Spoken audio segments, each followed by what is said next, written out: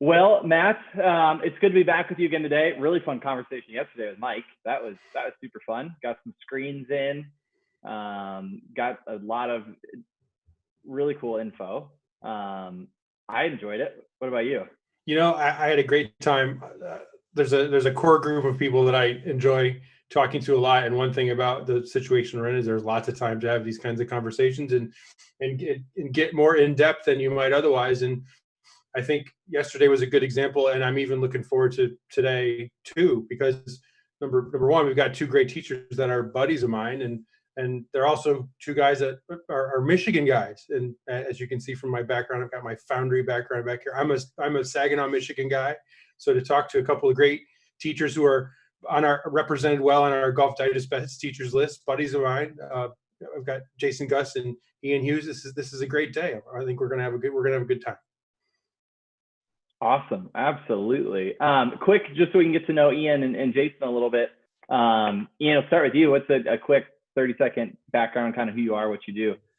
Yeah, I've been with GOLFTEC for close to 20 years, taught almost 37,000 golf lessons, moved back to Grand Rapids just over 3 years ago to open a new market, and been just helping people play better golf for close to 20 years. Love it. It's always awesome. Fantastic. Jason?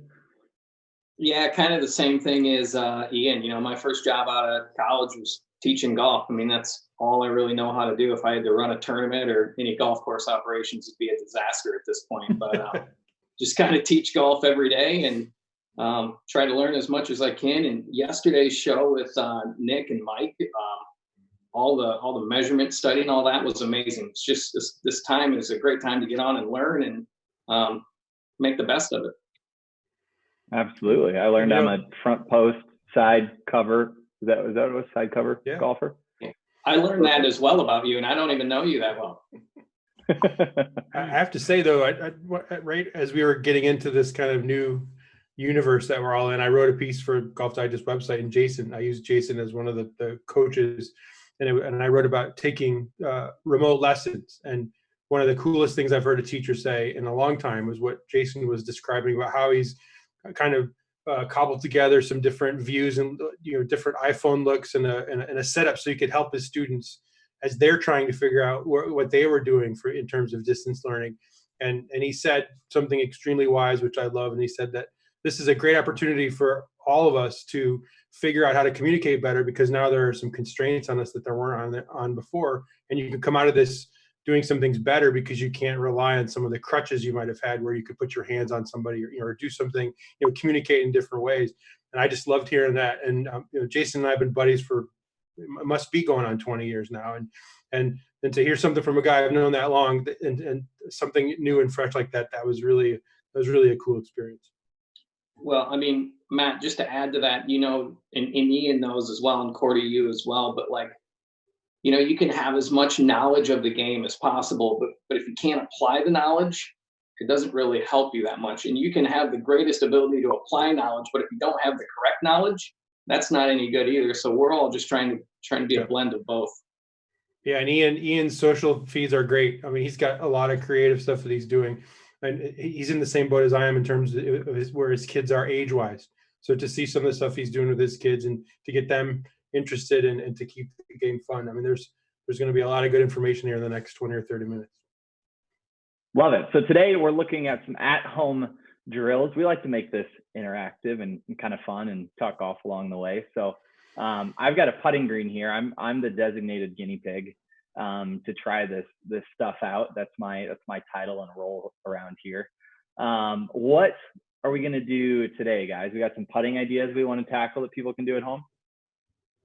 Yeah, let's start with a simple one. So one of my things that I talk about with all my students when it comes to putting is one of these things where it requires narrow focus as opposed to broad focus. And the way I would describe that is broad focus, I just want to hit the dartboard.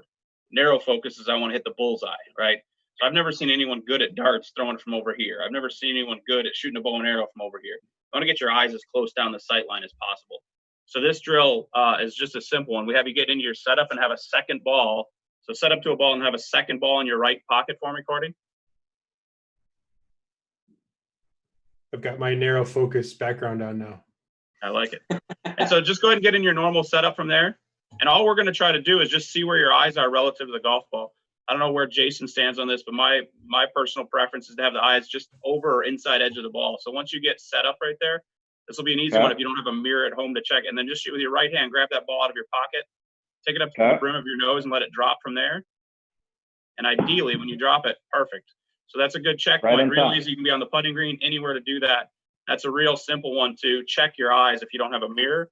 And the other one I really like just works on center contact, and it's another simple one. So if you have a couple rubber bands at home, you attach those to your putter. And obviously, if you're not hitting the center of your putter face, that thing's going offline all day long.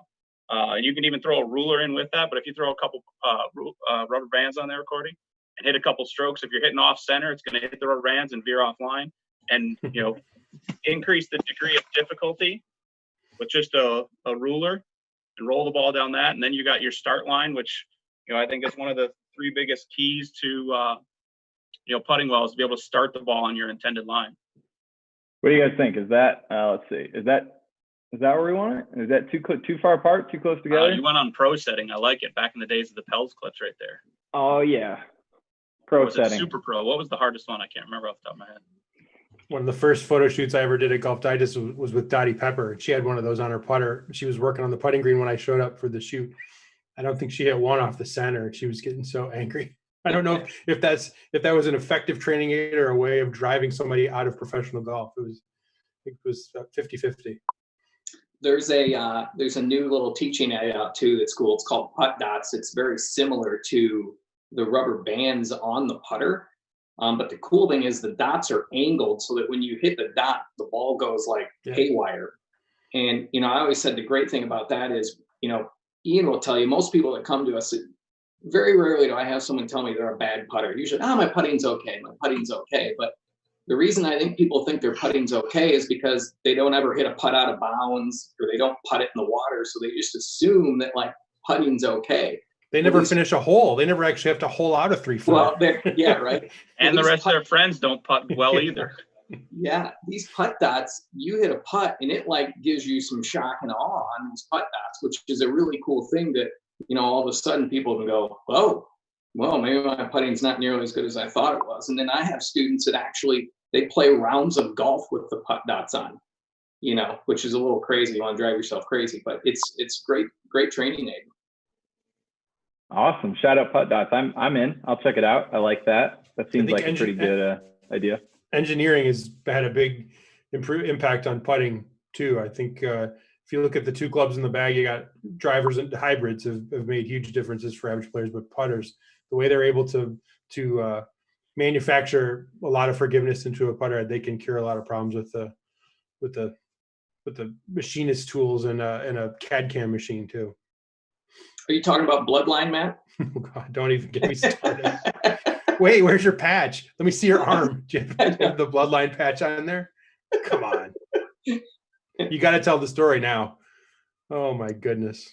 So I'm doing the club testing with Matt, and they have you seen the bloodline putters, Cordy? They stand up by themselves. And so Matt is not a massive fan of it, and I'm loving it because I can't miss a putt with it because you can aim it perfectly. And they were giving me a hard time. They were saying I was going to be a bloodline staff member at the end of that. So I haven't seen one in your bag yet. I'll be waiting. I know, right? He's afraid. Hopefully it'll be a fall pro, and I'll see it in your bag for that when we're partners. Jay. He's afraid because if I see it, I'll break it. He takes it out anytime to be around you. Love it. Okay, so we've got which one of those do you think is more difficult for people, Ian? The eyes over ball or the center contact? What do people struggle with more? Both. There we go. Yeah, I mean, I don't. The problem I see with getting the eyes over the ball, I think, is more of an industry problem, Cordy. I think the general length of putters is probably too long for most golfers, and that makes them have a hard time getting their eyes into a good spot. Mm-hmm. Companies like Eyeline Golf have done a good job of creating great training aids at home, like some of their putting mirrors that help. But I see most of my students probably with putters that are a little too long, and as a result, they're either going to have their eyes too far inside the line, or to get their eyes over the ball, they're going to bend their arms too much, and then most amateur golfers then use their wrists too much when they stroke it, and that's really hard to control the face as a result. So, and then when you start using your wrist hitting the center of the faces, out the window then too. So Ian, you'd kick me right out. My putter's 37 inches long. if you got a bad back, I'm fine with that. You'd send me right out of the room before I even started.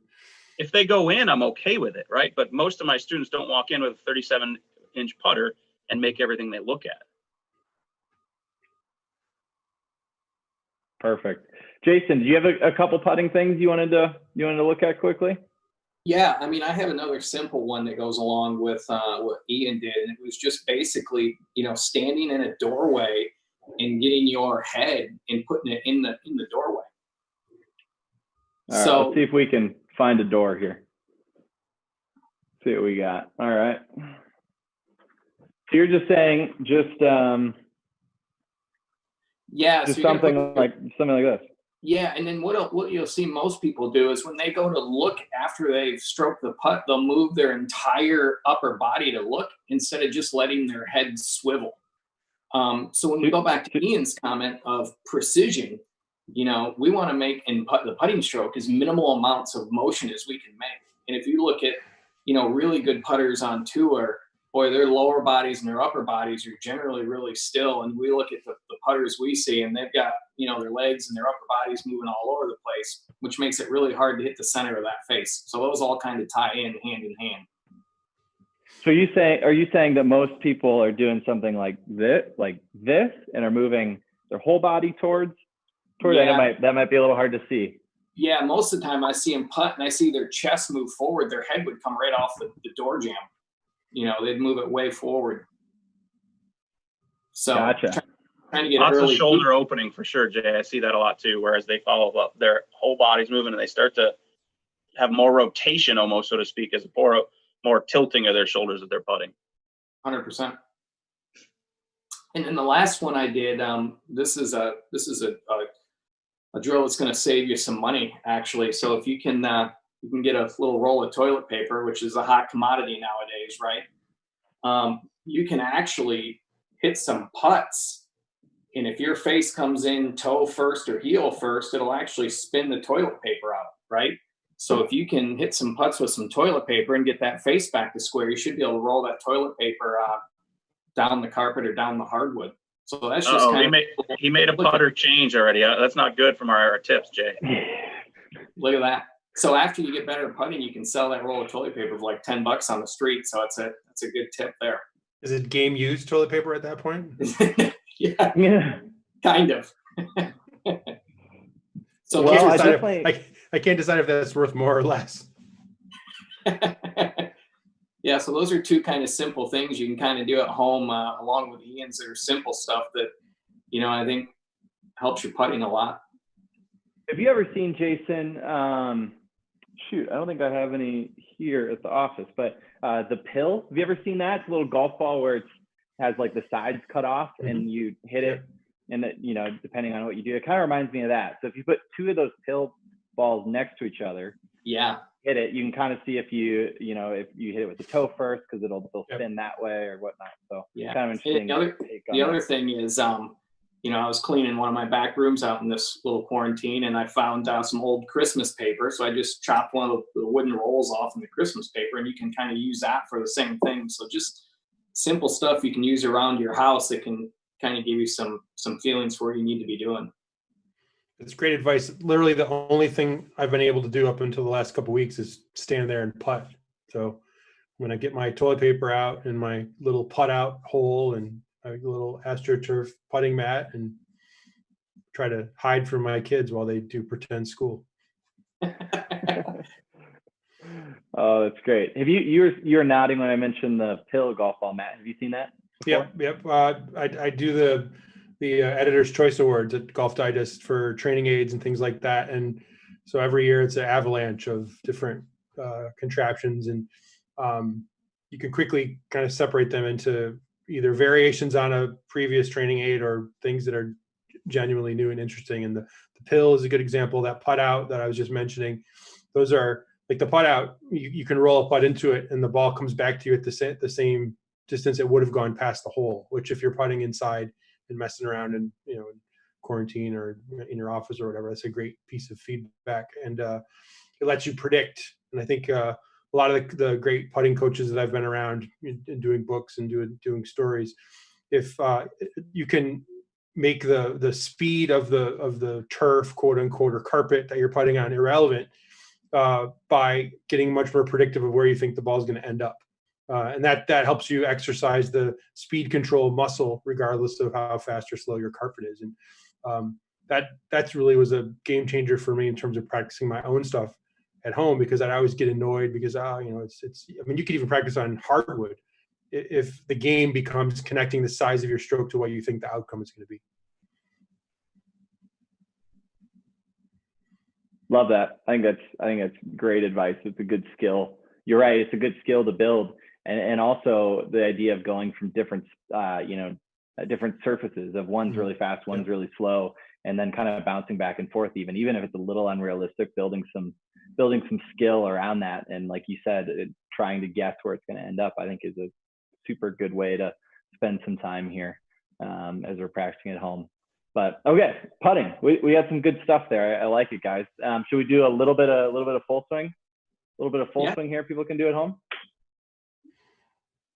Yeah, Jason, let's tackle. You want to lead us off? I was going to say, Jason, you should post that bunker swing from Hot List, and we should talk about bunker technique. You just got to have that wedge. It doesn't matter what you swing it like. You hit that wedge, and you're golden. One of the drills I like to do at home, and I do it a little different. I've got a transition between my carpet and my hardwood, so I kind of put. You see, Cordy's got a magazine back there, obviously a Golf Digest magazine, beautiful, and you can kind of put the wood portion, or back there where that magazine is, or you could just throw a magazine on the ground. And most people that Ian and I would see, their low point would be back where that magazine is, and what we're trying to do is get them a feeling to get that low point much more in front of the golf ball. And then what I'll let Ian do is I'll let Ian kind of describe, they've done all their measurement studies. Ian, tell them a little bit about the hip sway back and through, about what it would be like to use that magazine at home and what's kind of going on. Yeah, so dead on. Most golfers are going to have a low point that's behind the ball, so they're going to struggle with fat and thin shots. And that correlates to a number we've measured called hip sway. And so our Swing True Motion study, this hip sway number has a very high correlation with skill of a golfer. So when they set up at address, their hip sway is 0. The average tour player, when they hit the ball, that sensor has moved 1.6 inches closer to the target. So, Cordy, if you push towards the target, and the handle would push a little forward with it. So the average is 1.6 towards.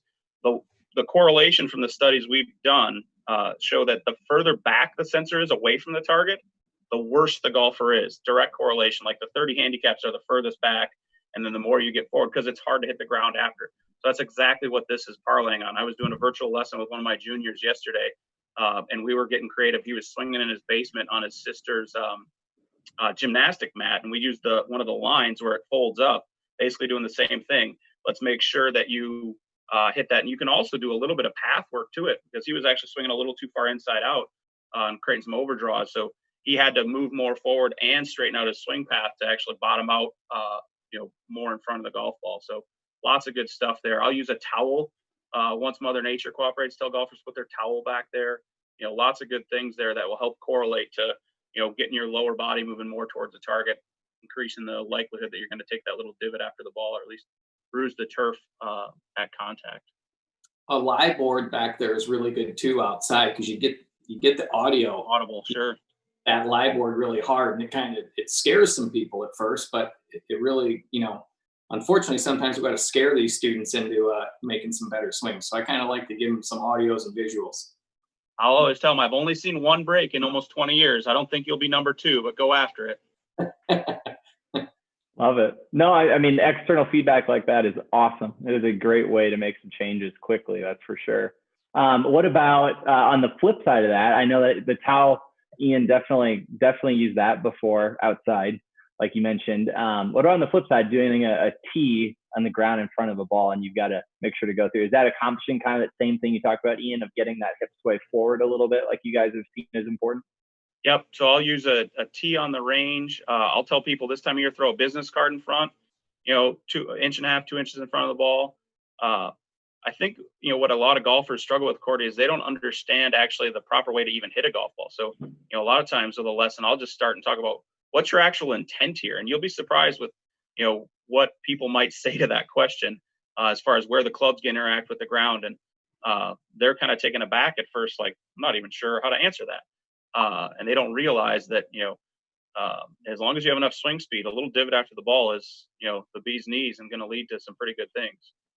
So anything visually like that, I think is awesome, because I'm a big fan of, like you were talking about, just external cues. Internal has its place, but I'm a big believer in external is a little bit better for transfer, especially, when you're taking it on the golf course. I mean, Ian, would you feel like if someone said to you, what's the biggest problem that the mid-handicap golfer has? Like, if we wanted to make it very basic, is just awareness of what's even going on. Yeah, they don't understand why the golf ball curves, and you don't have to get far down the rabbit hole of physics to understand, like, the simplest thing I always start with is, which way does your golf ball curve? Have you flown an airplane before? How does an airplane go to the right? Well, it goes like this. Okay, that's what your golf ball is doing under physics, right? Now, what happens to do that? But yeah, like, I think if you were to try to sum up the two biggest things, it's either a low point issue, so they struggle with contact, or they have bad face to path relationships, and they don't understand how to correct those. That's the big thing I think we see a lot of times on the lesson tee. And their instinct tells them the opposite usually. Yeah, aim more left, swing more left. Yeah. For the slicer, a right-handed slicer, that is. We've got a question in here from David Ogren. Hey, David, thanks for hanging out with us. Talking about hip sway and low point. Is there a correlation there that you've seen? Can I ask him about that concept? I think we mentioned that briefly here a minute ago. Ian, any insight there on the studies that you guys have done? Yeah, so like the 30 handicaps, I want to say on average off the top of my head are like a half inch away. So if 0 is where you started and the target's this way, the more back, the worse off, and the closer you get going this way, that weight shift. Now, that also is partially related to how they move their pelvis in the backswing. So when you talk about what most high handicappers do is, and I think Jason would agree with this a lot of times, is they don't know how to effectively shift their weight, and they have too much lateral motion off. Like, Cordy, if you stood up and set that computer chair up for us, we could talk about that real quick in the backswing even. Put it off your trail hip if you don't mind. Right. So most golfers that struggle with hip sway at impact generally move into that chair too much in the backswing. So they'll push into that chair. Yep. Just like that. And so that's a hard move. Like, if you look at the elite players, they may have a little bit of that. Rory, Jason Day, Henrik Stenson, but they do it very early and they almost recenter late in the backswing. So their pelvis stays very centered by the time they're at the top. And you can look at some players that actually move away from that. Zach Johnson, I'll use a lot of times as an over-exaggerated visual because his pelvis is actually creating more space relative to that. Yep. But keeping that more centered pelvis and then allowing the lower body to move more forward in the downswing just gets into the sequence of how you hit the ground after the ball, how you swing a little more inside out, easier to close the face of the path. I mean, there's so many things that start to happen when that takes place. It's really a great point from Ian. The things that you learn talking to great coaches like that is that tour players, for example, everyone thinks that tour players are doing more stuff than the average person is doing. They're actually doing less stuff. That's what makes them good. They're not compensating as much. They're moving their body faster, but in less discrete movements, less shifting, less lurching around, and it gives them more time to swing fast and less time to change directions. And the average person has less time to do all the things that they need to do to make the club move fast. And that's the funny part. Then they start throwing out these jargon terms that, I got quick, or right, I was fast on that one. I picked my head up. And it's like, no, like, stop. That's not what caused that bad shot to happen. You're just throwing arbitrary things out and hoping it sticks on the wall, and it may work on your next swing. That's not why that shot happened. I do have that swing queued up, Jason, if people want to see it. So you just let me know when you're ready. Gee, thanks. So just to bring us full circle here, Jason, kind of based on what Ian said. So I've got the magazine here. If I had too much sway back on the backswing, I would be potentially hitting this magazine, or I might need something a little bit taller than this. I'd be hitting this magazine on the way back if I had too much of that going on, right? Yeah, and then you couple in there the fact that most people don't shift enough forward. Right. So you get they start double dipping. They're moving way back to the right, and then they don't know how to move back to the left. So They're just, most people, that's what they're doing. And then you start to see the chicken wing, and someone will say, well, you're chicken winging. But my thought is, well, you're chicken winging because they're going to hit 5 inches behind the golf ball. So you just start going into that pattern of like, I'm asking every student as they're hitting balls, I'm watching them, and my goal is trying to figure out, why are they doing that?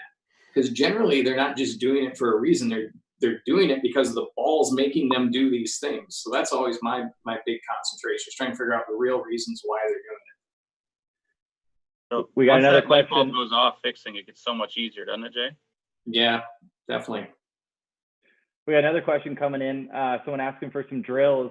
Hey guys, I'm struggling with my trail shoulder in the downswing, staying high, leading to over the top swings. Any drills? What do you guys got? Yeah, I would go ahead and set up like you're hitting away from the camera for us, Cordy, and then grab an extra club. On it. I'm doing a lot of golf swing modeling here today. This is a busy Angle that on like once you get set, angle it relative to the target line, angle it inside the target line like 25 degrees off your trail toe.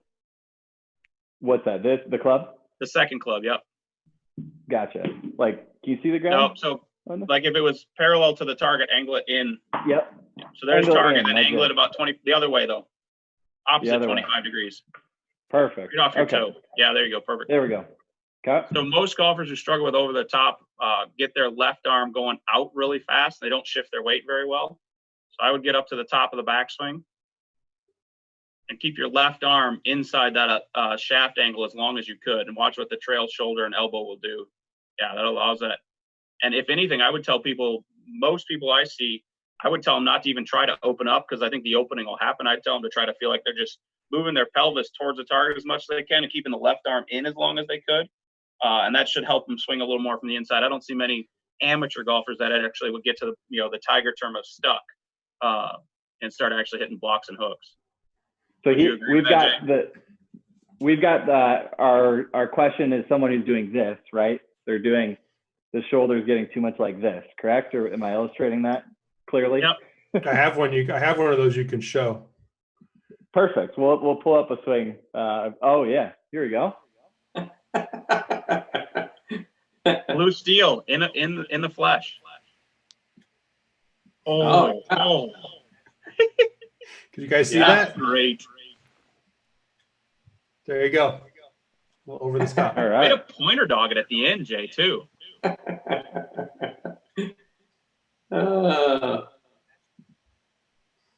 shot was amazing too. So as you start down, Cordy, keep the left arm across your chest as long as you can. Don't let it go out at all. That's the exaggeration and then that right elbow and right shoulder will tilt more. Cool. Jason, anything from you? Yeah, I mean, you could, something as simple as, skipping a rock is a great feeling to feel that too. You know what I mean? Just getting that shoulder down and feeling like you're going to skip a little rock across the lake is another great feeling to feel that shoulder do what you're trying to do. So both of those, I think, are great kind of feels. Awesome. I like it. Yep. Skipping the rock one is a great concept as well, for sure. Well, cool, guys. It looks like we had another question come in. This is an interesting one. Back to low point a little bit. How repeatable should the low point location be for decent performance? That's a good question. Oof. Very, right, Ian? I mean, yeah. I mean, if you're not hitting at or an inch past the ball regularly, consistent contact is going to be hard. The wild card there is obviously, undulation and turf. So you have to make those adaptations to ball position, elevation changes as you go out there. But, rarely will you see a high level golfer, whether it be college, mini tour, PGA Tour golfer, hit a golf ball, right? And if they do, it's usually heel toe as opposed to fat thin. It happens, but it is, one of the rarest things that I would say. So there aren't many golfers who we see on a regular basis, Jason and I, that have a low point that's too far forward. I mean, it happens, but I was bummed out when I had to go. I can count on one hand the number of times I've told someone their low point's too far forward or they're hitting down too much with an iron. when I got to number 6, it was kind of disappointing because I could no longer say I can count on one hand. But Well, and you could also say, Ian, sometimes people get to low point forward, but how they're doing it is completely wrong. So like angle of attack might be okay, but path is no good. Yeah, so that's always the thing. People say, well, I'm trying to do this or I'm trying to do that. And my question is like, but how are you doing it? It's like like someone saying, well, I'm trying to get the club more behind me. Well, how are you doing it? Are you actually turning to get more behind you? Are you just whipping your arms inside? Like there's a lot of ways to do certain things, and you got to make sure you're doing it the correct way when you're doing it. Yeah, I think there's a lot of validity there. And I think the other part too is like, it's one thing for the golfer out there watching this, whether you're an 80 shooter, a 90 shooter, a scratch player, a 100 shooter. One, you need to know what your faults are, what causes them. And then 2, that makes what you're going to do as far as a fixing a lot easier. So guys like Matt put amazing content out. Cordy puts amazing content out. Jay puts amazing content out. There are so many places to get great content that may help you get better at golf. But if you don't know what is actually wrong with you, like you might not be taking the right prescription, even though it could be a great pill for Cordy, it could be terrible for Jason. And what could fix Matt might be terrible for me. So once you have someone who can help guide you down that, a coach or just someone who knows enough about the golf swing, then fixing becomes a lot easier because the prescription is not like, ooh, let's try this today. And there's lots of great stuff out there, but you got to get the stuff that's going to be relevant to your problems and help you become better long term. That's exactly right. I mean, you're narrowing the field from every conceivable fix to a few choice ones. That's great advice. Matt, I feel like we've come full circle because you have found your way back to the golf course. We started in the Foundry, and now we're at the serene range. So then we had some curling. That was a nice experience, and maybe we can end with being on the moon. Perfect. Covered all our bases. That we have. Well, guys, this is fun to hang out. Thanks for sharing some of the drills. We had a bit of fun today. Hopefully, we'll hear some comments from folks that watch us about trying some of those out. Would be curious to hear which one of those made the biggest impact on kind of your game, and kind of feedback was most effective for you. So, folks want to comment below, that'd be awesome. But yeah, Ian, Jason, Matt, it was a good Wednesday. Thanks for hanging out. Thanks for having us. Awesome. We will see everybody. We'll be back tomorrow, Thursday, 2 Eastern. We have Terry Rolls coming on, talking about technology and teaching tour players, and going to be a good chat. Don't miss that. We will